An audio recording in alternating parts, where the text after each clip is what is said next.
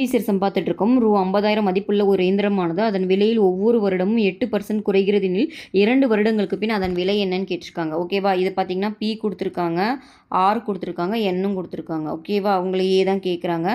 But இங்கே பாருங்கள் குறைகிறதுன்னு கொடுத்ததுனால மைனஸ் வரும். ஏன்னா இது வந்து காம்பவுண்ட் இன்ட்ரெஸ்டோட அப்ளிகேஷன் ப்ராப்ளம்.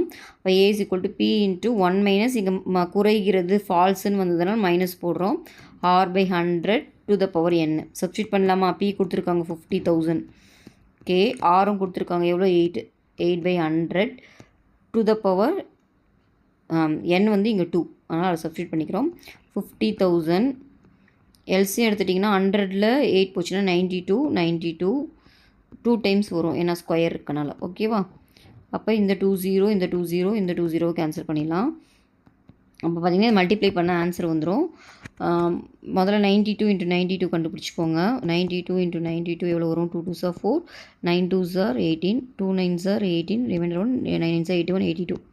ஆட் பண்ணிங்கன்னா 4 16 1ன்னா 4 8 4 வருது. அப்புறம் இன்னும் ஒரு 5 இருக்குது. மல்டிப்ளை பண்ணுங்கள்.